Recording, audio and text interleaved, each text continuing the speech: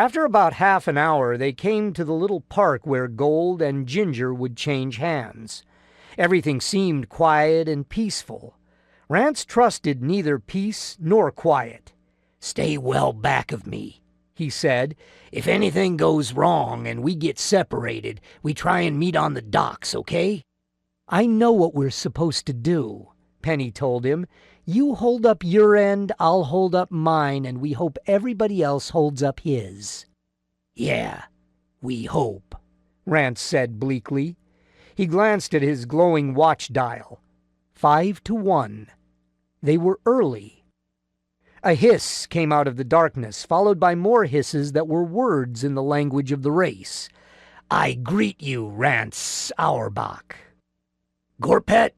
Rance stood very still. He knew the lizards had gadgets that let them see in the dark. Human soldiers, maybe human cops too, also had them these days. But he didn't, and somehow hadn't expected the male to be using one. It felt like cheating. "Who else would know your name?" the lizard asked, to which he had no good answer. Gorpet went on.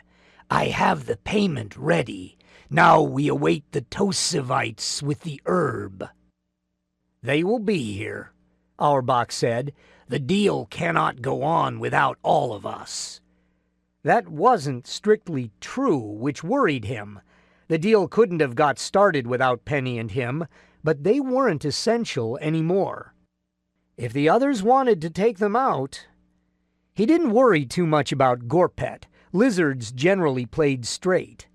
But he didn't trust Frederick any farther than he could throw him. "I greet you, my friends." Frederick, in Rance's opinion, spoke the lizard's language with a funny accent. "I have some of what we need. You, brave male, you have the rest of what we need. Let us now make the exchange." He didn't say a word about Rance and Penny having anything they needed. That bothered Auerbach. Set gold in the scales against gratitude, and figuring out which one weighed more wasn't tough. Now Penny walked past Auerbach.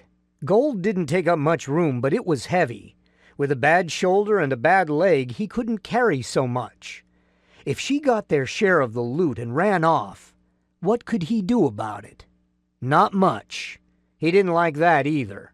Penny ate, drank, and breathed trouble. She might try to run off, as much for the hell of it as anything else.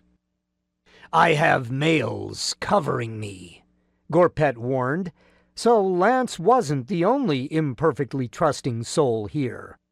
"I have males covering me," Frederick said, as if he took the idea altogether for granted. "And I have males covering me," Penny said.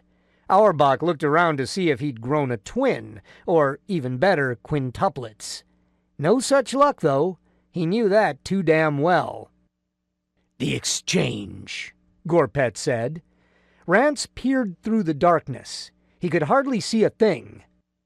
"No," Frederick said, and the gloating triumph in his voice made Rance realize he was going to try to hijack all the gold. Rance filled his ruined lungs to shout a warning.